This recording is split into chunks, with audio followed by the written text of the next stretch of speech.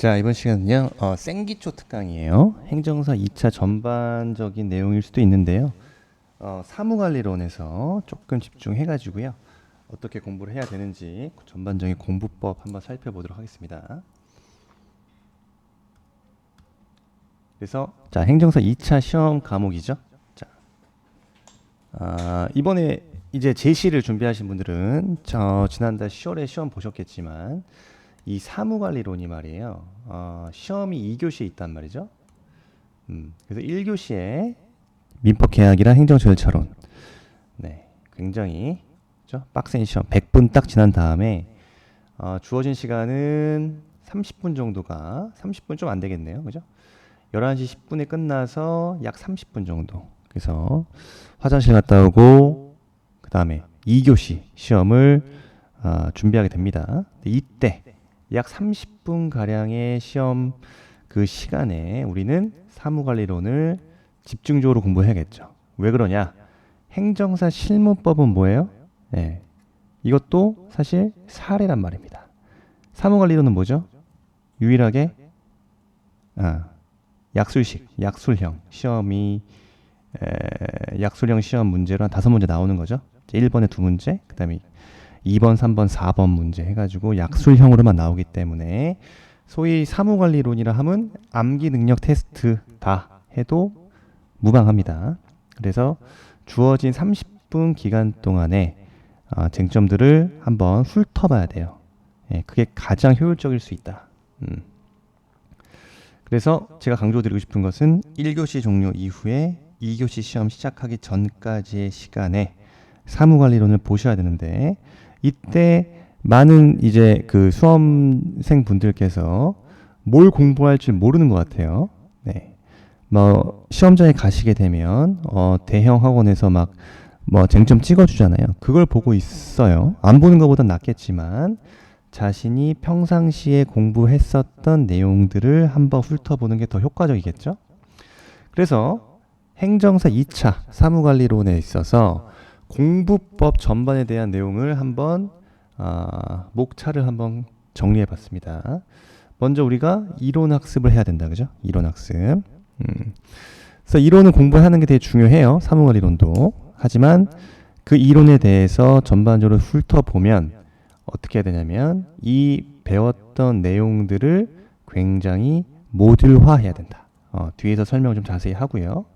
그 다음에 이 사무관리론은 암기가 굉장히 중요하기 때문에 암기의 어떤 메커니즘을 잘 이해하고 있어야 됩니다.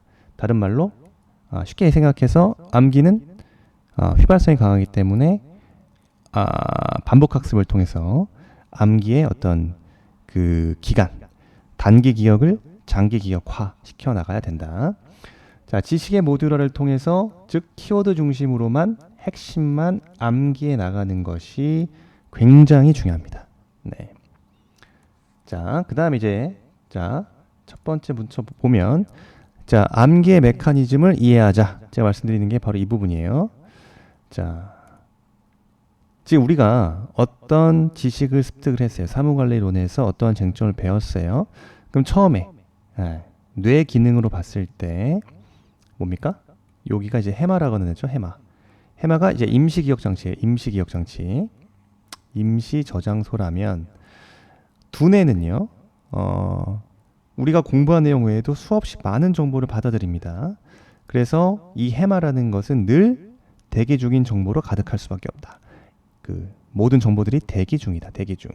따라서 우리는 이 해마를 가지고 대뇌, 즉 뇌에 저장을 시켜놔야 됩니다. 즉 장기 기억 창고인 대뇌로 옮기는 작업. 이 옮기는 작업이 바로 반복입니다. 반복. 여기서 보면 밑 빠진 독이 있습니다. 그죠? 자, 수험은 밑 빠진 독이다. 어떻게 보면 뇌의 기능이랑 똑같아요. 그렇지만 계속 채워 넣어서 시험장에서 이 독 안에 물이 가득 채워져야만이 합격을 해 나간다는 거죠. 그렇지만 시간이 지나면 지날수록 밑 빠진 독에 물이 빠지는 것처럼 여러분들이 암기했던 내용들은 점차적으로 사라지게 될 겁니다. 따라서 우리가 시험장에 들어가는 그날까지 시험이 종료되는 시까지 반복을 해서 제발 이 우리가 공부했던 내용들을 장기 기억 창고로 옮기는 작업을 해 나가는 것이 수험 과정입니다. 자, 지식의 모듈화. 자, 박문호라는 뇌과학자가 얘기를 해요. 자, 기억이 단순해져야 된다. 기억이 단순해지면은요, 뇌가 편안해진다. 그죠? 뇌가 편안해진다.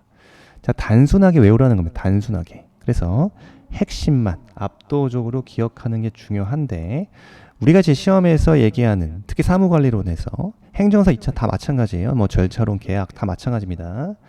자, 키워드 중심으로 공부를 하셔야 되고, 그 다음에 여러분들 뭐 직접 뭐 스스로 자체적으로 어떤 그림을 그린다든가 이미지화를 통해서 지식을 올가매셔야 돼요. 그래서 여러분들이 공부했던 내용들이 쉽게 빠져나가지 않도록 올가매는 작업, 즉 뜨개질을 마지막에 매듭 지어서 올이 풀리지 않는 그런 작업을 하셔야 된다. 그래서 웬만하면은 지식 자체를 차곡차곡 벽돌처럼 쌓아가는 과정이다. 이렇게 이해하시면 됩니다. 그 다음에 습작 과정이 필요하다. 당연히 이 키워드 중심으로 직접 손으로 쓰셔야 된다는 거죠. 자, 사무관리론, 특히 이제 행정사는 행정서사라고도 하죠. 문서 대행하는 거예요. 굉장히 많은 문서를 써야 되는 직업입니다. 그래서 손으로 직접 시험장에서도 실력 발휘가 될 수 있도록 평상시에도 직접 많은 쟁점을 써 내려가야 돼요. 그래서 모듈화를 잘하면 지식이 정리가 될 것이고, 이 정리된 지식을 차곡차곡 쌓아 나가서 높을 고자, 고도의 지식 차원으로 진입이 가능하다. 이건 제가 한 얘기 아니라 뇌과학자, 박문호 뇌과학자가 한 얘기입니다. 자, 쉽게 얘기해서 수험에서도 올해 시험 중에 한 문제예요. 올해 1번에 1-2번 문제 작은 쟁점에서 민원 처리의 예외에 대한 쟁점이 나왔습니다. 그러면 요 민원 처리는 당연히 행정기관의 장은요, 민원이 접수되면 처리를 해야 되는 게 원칙이지만 아래와 같은 사유로 민원 처리를 처리하지 아니할 수 있다. 즉 민원 처리에 대한 예외 9가지를 적어줘야 됩니다. 자, 텍스트가 길죠. 자, 우리가 먼저 처음에 지식을 눈으로 읽을 때 이렇게 읽어 나갈 겁니다. 자, 공무상 정치적 판단을 요하거나 국가기밀과 공무상 비밀에 관한 사항은 민원 처리를 하지 아니할 수 있네. 자, 이해했어요, 그죠? 이해했어요. 그다음 키워드를 잡아야겠죠. 자, 키워드 국가기밀 나왔습니다. 국가기밀.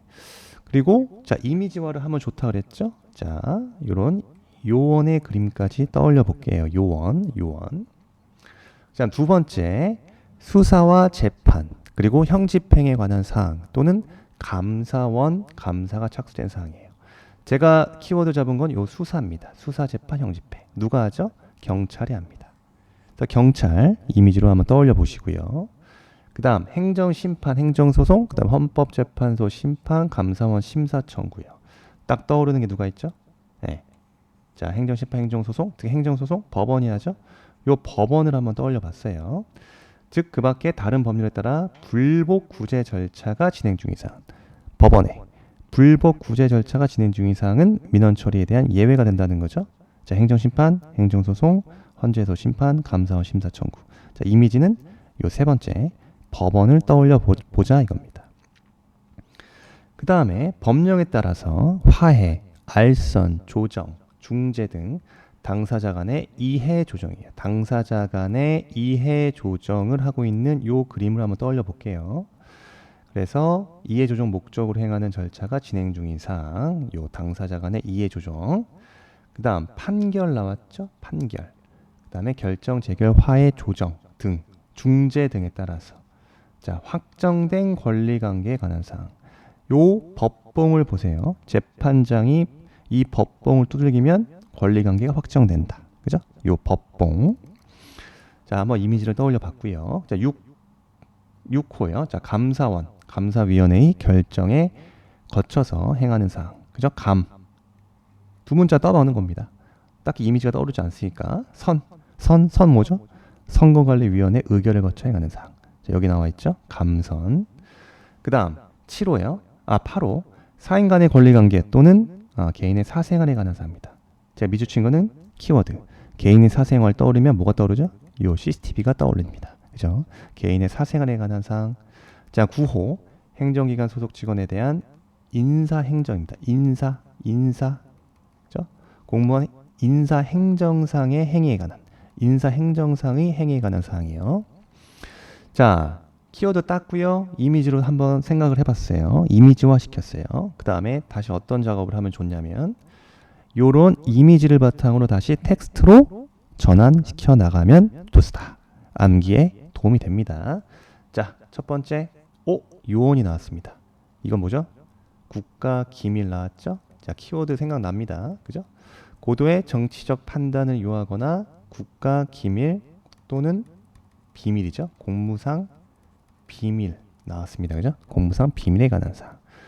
경찰 나왔네요. 경찰은 뭐 하죠? 수사. 그죠? 수사 나왔으면 재판. 그 다음에 형집행이요. 형집행에 관한 사항. 그 다음에 감사원의 감사가 착수된 사항은 민원 처리에 대한 예외가 된다. 법원 같은 게 나왔네요. 법원. 자, 뭐 하는 데죠? 불복 구제 절차죠. 불복 구제 절차. 자, 불복 구제 절차가 진행 중인 사항이죠. 어디에? 행정심판이라든가 행정소송, 그 다음에 헌법재판소 심판이겠죠. 그 다음에 감사원의 심사청구 등. 그 밖에 불복, 법률에 따른 불복 구제 절차가 진행 중인 사항. 역시 민원 처리에 관한 예외입니다. 그 다음이 뭐죠? 당사자 간의 이해 조정이에요. 당사자 간의 이해 조정. 그래서 당사자 간의 이해 조정인데 앞에 뭐가 들어가죠? 화해, 알선, 조정, 중재 등이에요. 중재 등 당사자 간의 이해 조정을 목적으로 행하는 절차가 진행 중인 사항. 네, 법봉이 나왔네요. 법봉은 뭐죠?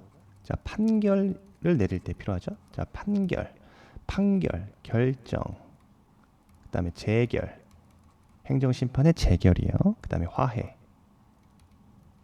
조정, 중재 등이에요. 그래서 이 판결 등에 따라 뭐 하는 거? 어떤 사항? 확정된 권리관계에 관한 사항은 예외된다. 그 다음 감선 두 문자 외워라. 감사원은 감사원의 감사위원회 결정을 거쳐 행하는 사항. 선은 선거관리위원회의 의결을 거쳐 행하는 사항. CCTV 뭐라 그랬죠? 개인의 사생활입니다. 그래서 사인 간의 권리관계 또는 뭐다? 개인의 사생활이에요. 개인의 사생활에 관한 사항. 역시 민원 처리에 대한 예외가 되고 인사하고 있네요. 그죠? 뭐 하는 겁니까? 행정기관의 소속 직원이에요. 공무원 같은 행정기관의 소속 직원에 대한 인사행정상의 행위 또 마찬가지로 민원 처리에 관한 예외에 당한다. 자, 이제 텍스트로 전환 한번 시켰죠? 자, 그러면은 이러한 이미지만 바탕으로도 여러분들이 왔다 갔다 하면서 암기가 좀 수월하게 될 것이다. 시험장에서 소위 요 이미지 9개죠. 9개 이미지만 떠올릴 수만 있다면 민원 처리에 관한 예외는 그냥 먹고 들어가는 거예요. 이걸 평상시에 연습하셔야 된다는 거죠. 강조드립니다. 그 다음에 마찬가지예요. 정책 연구에 대한 개략적 추진 절차에 대해서도 마찬가지 방식으로 연구하셔야 됩니다. 근데 제가 이 개념을 중요하다 그랬죠? 개념 중요합니다. 개념. 무조건 정책 연구에 대한 개략적인 추진 절차에 대해 약속을 하시오. 법학은 무조건 개념부터 쓰는 거예요. 그래서 개념에 대한 정의를 할 때 정책 연구란 중앙행정기관이 이게 뭐 하는 거죠? 정책의 개발 또는 주요 정책에 대한 조사 연구입니다. 이렇게 이미지 담는 거예요. 이거를 지식의 모듈 하라고 저는 표현을 합니다. 정책의 개발 또는 주요 정책 현황에 대한 조사 연구예요. 그 다음에 뭐 하죠? 얘네들은 자, 연구자네요. 연구자. 연구 과제 선정을 하고 정책 연구를 수행할 자죠. 행정기획 직접 할 수 없잖아요, 그죠? 전문가, 저 정책 연구 과제를 수행할 자, 그죠? 연구자를 선정합니다. 그 연구자한테 뭘 줘야죠? 당연히 행정기관은 돈을 줘야죠. 대가. 그 연구 수행에 대한 대가를 지급하는 내용의 계약을 체결하는 방식이 추진하는 사업을 정책연구라고 한다. 그래서 정책연구에 있어서 중요한 쟁점들이 연구자 선정 등이 있다. 51조, 52조, 53조 요 내용을 써주는 겁니다. 개념이 중요해요. 제가 왜 이런 걸 강조드리냐면 자, 두 번째 요 처음에 들어갔을 때 이 내용에 대한 이해 부분이에요. 자, 법학은 개념에 대한 이해가 제일 중요합니다. 그리고 이 법령, 그죠? 법령에 대해서 조문 있죠? 이에 대한 이 구조에 대해서도 여러분들이 수시로 인터넷으로 찾아보시면 됩니다. 국가종합법률센터, 국가종합법률 그 법령 찾는 사이트 있잖아요. 그래서 들어가셔서 민원 처리에 관한 법률이라든가 행정 업무의 운영 및 혁신에 관한 규정 등등은 수시로 들어가서 확인해 보셔야 되는 거예요. 굉장히 중요합니다. 굉장히 익숙해져야 되고 다 못 외우기 때문에 익숙해져야 된다. 그 다음에 기출 유형은 쟁점의 융복합형으로 나오는데요. 이 부분은 좀 뒤에서 살펴보고요. 이게 뭐냐면 이미 A라는 쟁점이 기출이 됐어요. 근데 올해 시험 같은 경우는 이미 기출됐지만 B라는 쟁점과 섞어요. B라는 쟁점을 살짝 얹혀가지고 뭐죠? C라는 문제를 만들어내는 겁니다. 그래서 이 올해 같은 기출 문제, 뭐 2023년도도 마찬가지예요. 최근의 기조는 이러한 지문 기출 쟁점들을 다른 기출 쟁점, 이것도 B라는 기출의 쟁점이 이미 기출이 됐다고 하더라도 그걸 섞으면 새로운 문제가 되기 때문에 특히 기출 쟁점의 융복합형 문제로 출제가 된다고 보시면 됩니다. 사무관리론의 특성상 어쩔 수 없어요. 그죠? 그래서 2차 과목 중 유일하게 약수령만 출제한다 말씀드렸고요. 다른 과목에 비해서 논수령에 대한 부담은 없을지 모르겠으나 그만큼 암기에 대한 중요도, 암기에 대한 좀 피로도라고도 표현합니다. 암기가 굉장히 중요해요. 그래서 암기 테스트다. 그래서 제가 강의를 할 때 사무관리론 같은 경우는 자 80개 정도의 쟁점을 정리했어요. 지금 현재로서는 88개 정도 되는데요. 이 80개 정도의 쟁점을 정리를 해서 처음에는 자 키워드를 보시면서 문제를 풀어보세요. 그죠? 그리고 나서는 자, 실전은 백지에다가 제한된 시간에 써보는 겁니다. 아까 시험 시간 50분이라고 말씀드렸죠? 자 50분인데 이거 50분이에요. 근데 이 2교시에서는요. 자 50분인데 사무관리론은 약술형이기 때문에 자기가 암기만 완벽하게 돼 있다면 요거를 40분 정도로 줄일 수 있습니다.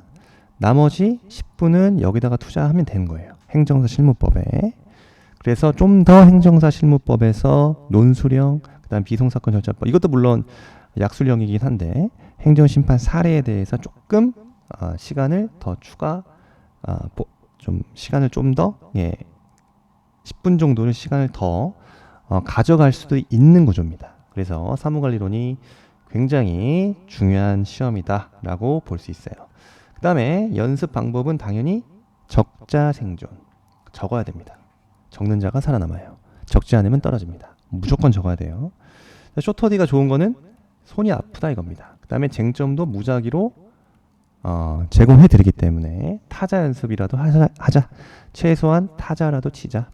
아직 시험은 1년 정도 남았기 때문에 지금은 백지에다 쓰기보다는 타자를 통해서 암기에 대해서 계속적으로 확인, 점검을 해 나가자. 자, 복습 주기와 분사학습을 말씀드리고요. 학습에 도움되는 툴은 당연히 쇼터됩니다. 자, 어쨌든 그렇습니다. 그래서 자, 정책 연구에 대한 쟁점 이런 식으로도 공부하셔라 이거죠. 그래서 정책 연구 개념을 정리했고 이후에 정책 연구를 진행해 나간다. 정책 연구 연구자죠.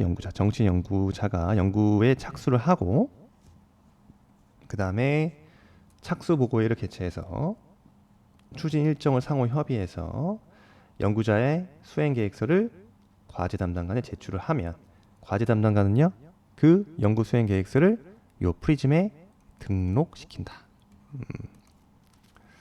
자 점검 결과서를 등록한다. 과제 담당관이 쭉 절차적인 내용이에요. 제가 이런 것들을 보여드린 이유는 이러한 어떤 그림, 이미지를 통해서 여러분들이 수시로 공부를 하시게 되면 여러분들이 시험장에서 정책 연구의 진행 사항에 대해서 계략적인 절차에 대해서 뭐 설명하시오, 약술하시오. 시험장에서 요렇게 써 내려가라 이겁니다. 정책 연구에 대한 착수, 중간 점검, 평가, 그죠? 정책 연구에 대한 관리, 그다음에 활용이 중요하겠죠? 자, 정책 연구 결과에 대한 활용이요. 정책 연구 결과에 대한 활용 언제? 정책 연구 종료일 종료일로부터 6개월 이내. 종료일로부터 6개월 이내에 활용 결과 보고서를 위원회에 제출한다. 그다음에 활용 결과 등록은 프리즘에 한다. 프리즘. 정책 연구 관리 시스템을 말합니다. 그래서 대국민 포털을 통해 공개까지요. 정책 연구에 대한 공개. 그래서 이러한 절차를 이렇게 시험장에서 요 정책 연구에 대한 요 진행에 대한 요 슬라이드가 떠오르시면 제일 좋아요. 그래서 평상시에 제가 제공하는 요 슬라이드에 제가 웬만한 키워드는 밑줄을 쳤지만 본인이 직접 이거를 바탕으로 스스로 뭐 체크해가면서 이미지를 그려가면서 뭐 어떤 식으로 좋아요. 두 문자를 따셔도 좋아요. 최소한 요 슬라이드가 머릿속에 떠올릴 수 있도록 노력하셔야 됩니다. 그래서 약 80여 개의 이런 카드 형식의 슬라이드를 평상시에 꾸준하게 반복 학습을 통해서 암기해 나갔을 때 시험장에서 떠오르게 됩니다. 이상하게 요게 떠올라요. 이런 내용이 있었지. 이런 쟁점이 어디 있었지. 그렇잖아요. 시험장에서 옛날에 뭐 중고등학교 때 뭐 내신 뭐 같은 거 할 때 뭐 한국사 시험이 기억이 납니다. 자, 한국사 시험 같은 거 공부할 때 어떤 200페이지가 막 시험 범위다. 그럼 어떻게 합니까? 딸딸딸딸딸 외우잖아요. 그죠? 그러면서 책을 어떤 사람이 있죠? 그 책을 막 사진 찍는데요. 막 보면서 자기가 막 스캐너야. 막 사진을 찍어 나갑니다. 근데 이해와 그 사진 찍는 거는 따로 노는 게 아니라고 봐요. 저는 어느 정도 이해가 되면 계속 반복하면 역시 그거를 이미지화해서 의식적으로, 그죠? 뇌는 자뇌와 우뇌가 있다고 그러잖아요. 하나는 어떤 이해를 맞는 부분이고 우뇌인가요? 그거는 이제 이미지, 영상을 통해서 봅니다. 이러한 상호작용을 통해서 공부를 했을 때 더 이해가 쉽고 암기가 수월하고 지식의 깊이가 깊어진다. 뇌과학자가 하는 얘기예요.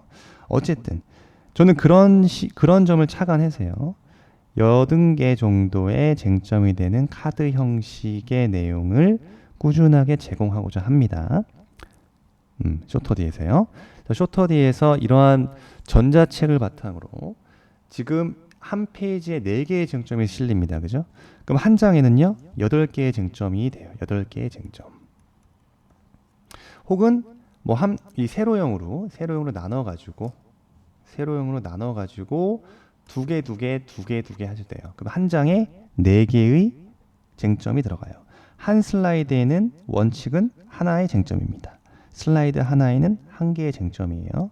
따라서 이 슬라이드를 마치 카드처럼 암기에 넣으시면 지식에 차곡차곡 쌓아간다는 느낌으로 암기를 하시면 실제 시험장에서 이러한 카드를 인출하시는 작업, 인출하셔서 카드를 보면서 쓰는 느낌으로 시험장에서 대비를 하실 수가 있다. 그래서 내용에 대한 이해에서 강조드리고 싶은 거는 공부에 대한 우선순위를 정하자. 그래서 먼저 뭐 행정사 2차 모든 과목이 다 마찬가지입니다. 자, 우선순위 뭐 이게 더 중요합니다라고 얘기할 수 없지만 그래도 우리가 수험생이라면 분석했을 때 미기출 쟁점이 중요하겠죠? 네, 중요합니다. 그 다음에 기출 쟁점도 파악하는 게 중요해요. 왜? 안 나오니까? 그렇지 않다. 이게 나왔지만 아까 말씀드렸지만 기출 쟁점들을 섞어서 새로운 문제로 만든다. 그죠? 기출 쟁점의 융복합형 문제가 출제 기조다. 사무관리로는 그러한 정도가 더 강하다고 보여집니다. 그 다음 개정 내용도 중요하겠죠. 2023년도에 자 행정업무 운영 및 혁신에 관한 규정으로 바뀌었어요. 법명이 바뀌었죠. 기존에는 행정 효율 협업 촉진에 관한 규정에서 윤석열 정부가 굉장히 혁신을 중요합니다. 그래서 행정업무의 혁신을 기하기 위해서 이름도 행정업무 운영 및 혁신. 혁신 좋아합니다. 혁신. 그래서 제명을 바꿨다. 자, 개정이 됐죠? 중요해요. 그 중요한 이 개정된 내용이 뭐냐가 더 중요하겠죠? 주요 내용들을 확인해야 됩니다. 그래서 어쨌든 개정 이유를 한번 쭉 읽어보면 자, 개정을 해서 정책 연구 관리의 투명성을 제고하고 정책 연구 결과의 공개 대상을 확대하는 등 일부 미비점을 개선 보완했다. 그래서 어떤 게 바뀌었다? 자, 3조의 2 행정문서 혁신 추진의 근거를 마련했다. 그래서 개방형 문서 형식을 기술의 표준과 규격이 공개되어 있고 기계 판도가 가능한 형태의 전자문서 형태로 정의를 내렸다. 멋진 말입니다. 그죠? 그 다음 행정기관장은 문서를 작성할 때 개방형 문서 형식으로 문서 요지와 키워드 그죠? 역시 검사 출신은 달라요. 그죠? 그래서 문서 요지와 키워드를 포함하도록 하고 국민에게 문서를 다양한 형식으로 제공하도록 해서 다양한 장치에서 스마트폰뿐만 아니라 태블릿 PC 등등 노트북 등등에서 접근할 수 있도록 해야 된다. 그 다음에 41조를 신설했다. 행정업무 혁신에 대한 추진 근거를 마련했다. 그래서 행정기관장은 업무의 효율성을 높이고 행정 서비스에 대한 국민의 만족도를 높이기 위하여 해당 행정기관의 업무 수행 방식을 지속적으로 혁신하도록 했다. 그래서 혁신 대상을 행정협업 촉진, 업무 절차 개선, 조직 문화도 개선하고 공간도 혁신하고 지식행정 활성화에 해당하는 업무로 규정을 했다. 좋습니다. 그래서 추진 체계도 마련했다. 그래서 행정업무 혁신 시스템 구축도 마련하고 등등. 그래서 이런 식으로 공부를 했을 때 개정 내용도 한번 확인을 하고 그 다음에 기출되었던 쟁점들을 한번 제가 나름대로 분석해서 제공해드리고 있죠. 그래서 미기출 쟁점은 뭐냐? 그 다음에 이미 행정업무 운영과 혁신에 관한 규정에서 기출됐던 쟁점들이 뭐냐? 2023년도 공문서의 종류와 함께 문서 처리에 대한 기본 원칙에 대해서 쟁점이 되었다. 그래서 문서 처리에 대한 원칙의 근데 2024년도에도 나왔다. 그죠? 어떻게 나왔는지 갑자기 궁금해지죠? 자, 이렇게 나왔습니다. 여기 나와 있지 않나요? 문서 처리에 대한 원칙을 쓰시오. 그죠? 문서 작성과 문서 처리에 대한 원칙에 대해서 설명하시오. 이런 식으로 나왔어요. 그 다음에 이제 2023년도에는 공문서의 종류를 설명하고 갑자기 공문서 종류를 설명하고 뭐 했어요? 문서 처리 원칙에 대해서 성립, 효력 발생 조건을 기술하시오. 이렇게 나왔어요. 2024년도에는 자, 문서 처리 원칙 2023년도에 나왔지만 뭘 융합시켰죠? 문서 작성을 또 추가시켰습니다. 그래서 새로운 문제를 만들었다 이거예요. 그래서 공부할 때 이러한 쟁점별 학습이 굉장히 중요해요. 어차피 그 쟁점별로 섞어요. 또 융합시킨다는 거죠. 무슨 퓨전 합이죠. 그 퓨전을 해서 새로운 문제화 시키고 있다. 아시겠죠? 자, 그래서 공문서 문서 작성 1번 원칙 올해도 나왔고요. 그죠? 업무관리 시스템이 나왔죠. 올해 시험에. 업무관리 시스템에 대한 기대 효과에 대한 설명을 서술하시오. 이런 식으로 나왔어요. 근데 15년도에도 나왔거든요. 그래서 불과 9년 만에 다시 나왔다. 굉장히 오랜만에 나왔죠. 그래서 오랜만에 나왔다는 건 기출문제가 중요하다는 말일 수도 있어요. 나왔지만 또 나왔어. 나왔지만 새로운 기출과 섞어서 또 새롭게 내. 나온 걸 또 재탕해. 뭐 얼마든지 그렇게 만들 수 있다 이겁니다. 그 다음에 행정업무의 효율적 수행 부분 2020년도에 나오고 올해는 안 나왔어요. 그 다음에 정책연구에 대해서 18년도에 나오고 아직 안 나왔어요. 그래서 정책연구가 올해 내년 시험에 되게 중요해 보이고요. 그 다음에 영상회의 운영도 2021년도에 한번 나오고 아직 나오지 않았다. 그래서 올해 시험에도 영상회의 한번 살펴볼 필요는 있겠다. 행정 업무의 효율적 수행 42조부터 46조 요 부분이랑 그죠? 정치 연구에 대한 관리 부분 요 부분 중요해 보입니다. 네. 그다음 2022년도 업무에 대한 분석 문제가 나왔고 그다음에 약간 좀 특이한 문제가 바로 요거였어요. 2024년도에 사무개선 기법? 이게 뭐야? 그죠? 법령에 대한 문제가 아니었던 거죠. 법령에 대한 문제가 아니었던 문제가 나왔습니다. 뭐라고 따지고 싶은데 이거 어떻게 맞추라는 거예요? 그래서 정확하게 문제는 사무 개선의 개념과 사무 개선을 위한 집단 아이디어 발상법, 브레인스토밍이죠? 집단 아이디어 발상법에 대해서 설명하시오. 약간 어떻게 보면 행정학 혹은 경영학에서 나올 법한 이론적인 문제 혹은 시사적인 문제가 출제가 되었다. 그럼 내년에도 나올 것이냐? 글쎄요. 아무도 모르는 거죠. 그래서 이번 시험을 치르신 분들도 이런 이론적인 시사적인 문제도 나올 수도 있기 때문에 제가 쟁점을 좀 추가해서 책을 만들었다. 책을 만들었어요. 그래서 이러한 내용들도 담은 내용들을 중점적으로 카드로 만들었습니다. 시행 규칙, 그죠? 대통령령 시행 규칙에 대한 문제까지도 같이 정리해야 되고요. 민원 처리에 관한 법률에서도요. 정의가 중요합니다. 정의. 그죠? 민원 처리에 관한 고충 민원에 대한 개념 정의 문제였어요. 그리고 2024년도에도 이 개념에 대한 문제, 요 2024년도 들어가 있다. 헷갈리시면 안 돼요. 고충 민원은 개념 쓰란 말 나왔습니다. 그 다음에 법정 민원과 고충 민원 개념을 쓰시고 법정 민원의 거부 처분에 대한 이의 신청 기간과 방법 그 다음에 이의 신청 처리 절차에 대해서 써라. 이거였어요. 어떻게 나왔냐면 다시 한번 말씀드리지만 2024년도 자 민원의 공정하고 적법한 처리를 위해서 다양한 민원 제도를 시행하고 있다. 누가 몰라? 네, 그러면서 법정 민원과 고충 민원에 대한 개념을 쓰시고 그죠? 이미 기출됐지만 또 한번 융합하는 거예요. 법정 민원의 거부 처분에 대한 이의 신청 기간과 방법 그죠? 법정 민원에 대한 거부 처분에 대한 이의 신청 기간 이의 신청 처리 절차 이걸 섞은 겁니다. 그죠? 법정 민원에 대한 개념, 고충 민원에 대한 개념, 이의 신청 처리 절차요. 이렇게 해서 문제를 만들었고요. 그 다음에 문제 2번에서 뭐가 나왔죠? 법정 민원을 제한 행정기관 접수한 민원 중에 민원 처리를 하지 않을 수 있는 사항. 제가 아까 서두에 말씀드렸던 민원 처리에 대한 예외 9가지를 설명하시오. 그냥 그 9가지 쓰면 돼요. 그 아이콘을 기억해서 써 내려가면 된다 이겁니다.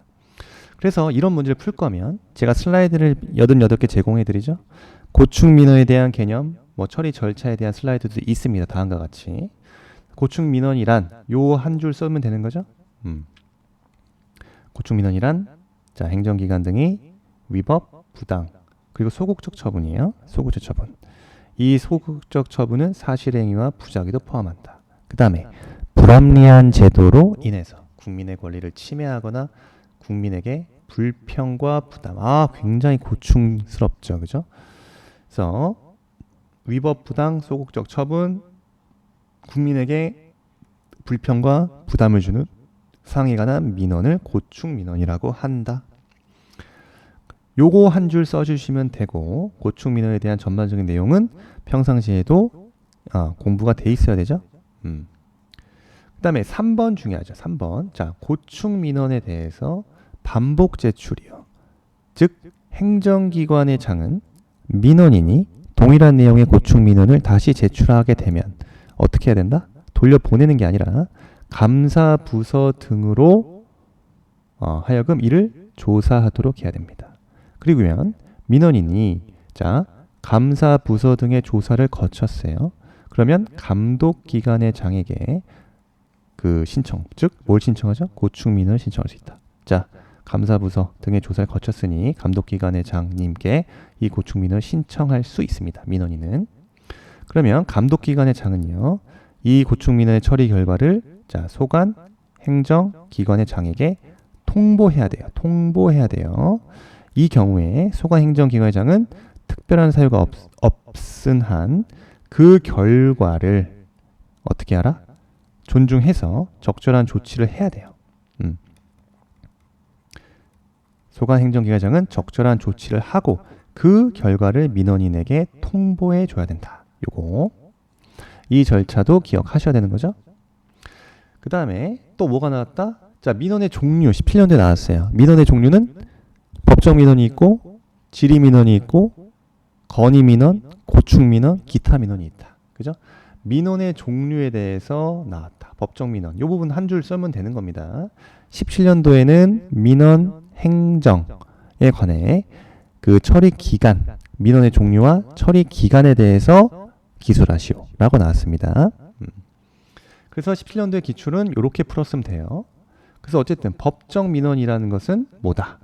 법령 등의 관계, 법령 등에서 정한 일정한 요건에 따라서 인가와 승인, 특허, 면허 등을 신청하거나 뭐 장부, 대장 등의 등재 등록 등재를 신청 또는 신고하거나 특정한 사실 또는 법률 관계에 관한 확인 또는 증명을 신청하는 민원이 바로 법정 민원이다. 법정 민원이다. 자, 이 개념을 쓰고, 그죠? 뭡니까? 바로 거부처분에 대한 이의신청에 대한 쟁점이 같이 나왔죠? 자, 그래서 뭘 써야 돼요? 거부처분에 대한 이의신청과 그 방법, 그리고 그 처리 절차에 대해서 쓰면 된다 이거죠.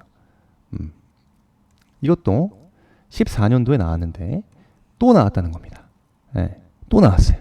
그럼 이의신청의 기간이요? 자, 이의신청은 뭘 하죠? 법정 민원에 대해서 자, 법정 민원 신청을 했어. 그럼에도 불구하고 행정기관의 장이 거부처분을 내린다는 겁니다.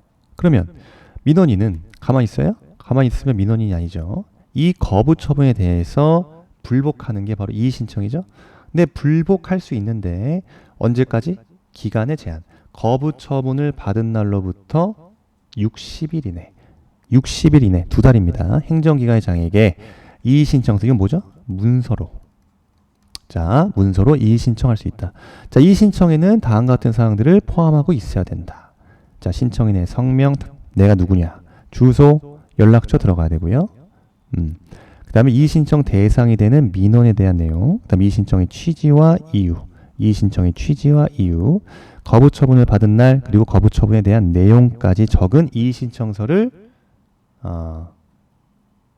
문서로 행정기관장에게 이의신청할 수 있다. 자, 이의신청 처리 절차. 자, 이의신청이 결정 통지가 내려지면 자, 행정기관의 장은요. 이의신청이 있게 되면 이의신청을 받겠죠. 이의신청을 받은 날로부터 며칠? 10일이다. 10일. 이런 거 중요하죠. 자, 60일 그 다음에 10일이에요. 이의신청 결정 통지요. 자, 이의신청을 받은 행정기관의 장은 이의신청을 받은 날로부터 10일 이내에 이의신청에 대해서 인용할지 말지를 결정하자. 그러면 그 결과를 어떻게? 민원인에게 지체 없이 문서로 통지하자. 문서로 통지하자. 단, 부득이한 사유가 있어서 인용 여부를 결정할 수 없다. 그럼 그 기간의 만료일 다음 날로부터 가산해서 10일 이내 범위에서 연장할 수 있다. 연장할 수 있다. 그 다음 통지 내용. 자, 행정기관의 장은요. 이의신청에 대한 결과를 통지할 때 결정 이유를 해야 되고 원래 거부 처분에 대한 불복 방법, 불복 절차를 구체적으로 밝혀야 한다. 그다음 연장할 수 있죠? 자, 이의신청 결정기간 연장을 통지할 때에는 연장 사유와 기간 등을 구체적으로 적시해라. 그 다음에 이의신청 여부와 상관없이 자, 민원인은요. 행정심판, 행정소송 제기할 수 있다. 중요한 거는 이의 신청과 상관없이요. 상관없이 행정심판 또는 행정소송을 제기할 수 있다. 행정쟁송을 제기할 수 있다. 이 거부처분에 대한 이의신청 문제가 같이 나왔다는 거죠. 이제 하나하나 쟁점을 정리했어요. 하나하나 쟁점, 3가지 쟁점을 정리했죠. 그럼 어떻게 써야 됩니까? 올해 시험 같은 경우는 자, 다시요.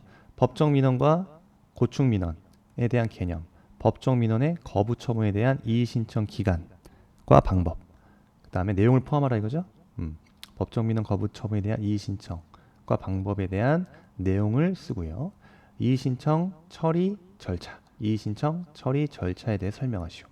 그래서 목차를 잡으면 되는 거예요. 법정 민원에 대한 개념을 쓰고,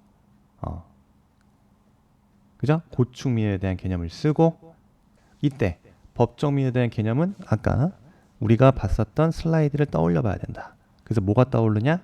안 떠오르죠. 안 떠올라요. 그러니까 반복을 더 해야 되는 거예요. 그래서 법령 등에서 정한 일정 요건에 따라서 인허가 승인 특허, 인허가 승인 특허, 면허 등을 신청, 혹은 신고, 그죠? 신청하거나, 특정한 사실 또는 법률관계에 관한 확인 증명을 신청하는 민원. 특정한 사실 또는 법률관계에 관한 확인 또는 증명을 신청하는 민원이 법정 민원이다. 고충 민원은 고충스러워. 왜? 행정기관이 위법, 부당하거나 소극적인 처분, 불합리한 행정제도로 국민에게 침해를 줬거든. 그래서 국민에게 불편과 부담을 초래한 사항에 관한 민원. 그죠? 여기 민원은 뭐 참고로 군 장병이에요. 그래서 고충 민원도 당연히 포함한다. 군 장병의 고충 민원도 포함한다. 이렇게 한두 줄 정도 써주고 바로 세 번째 쟁점으로 들어가는 겁니다. 자, 법정 민원 거부 처분에 대한 이의 신청할 수 있죠? 이의 신청 기간 순서 60일입니다. 60일. 자, 언제? 법정 민원에 대한 행정기관의 장애 거부 처분에 불복하여, 자, 민원인은요, 거부 처분을 받은 날로부터 60일 이내에 행정기관장에게 문서로 이의 신청할 수 있다. 그 다음에 이의 신청은 문서로 하는데 그 이의 신청서에는 성명, 뭐가 들어간다 그랬다? 주소, 성명, 주소, 대표자의 연락처죠? 연락처. 또 뭐가 들어가죠? 이의 신청의 대상이 되는 민원이요. 그 다음에 이의 신청을 하는 그 취지, 이유 등을 적시해야 되고, 거부 처분의 내용이요. 거부 처분을 받은 날과 거부 처분에 대한 내용을 적은 이의 신청서를 행정기관장에 제출을 합니다. 자, 행정기관의 장은 이의 신청을 받았어요. 그러면 뭘 해야 된다? 결정 통지를 해줘야 되는데, 이의 신청을 받은 날로부터 10일 이내, 이런 거 보는 거예요. 이런 거 60일, 10일 이런 거 써야 된다는 거죠. 10일 이내에 이의 신청에 대해서 인용할지 말지, 인용 여부를 결정하자. 그리고 그 결과를 민원인에게 통지하자. 이 통지도 뭘로 해야죠? 당연히 문서로 합니다. 문서로 한다. 근데 이 10일 이내에 부득이하게 인용 여부 결정할 수 없다면 뭐 할 수 있다? 연장할 수 있다. 10일, 근데 그 연장 범위도 10일 이내로 연장시킬 수 있더라. 그죠? 그리고 연장 사유를 민원인에게 당연히 함께 통지해 줘라. 자, 연장 통지까지.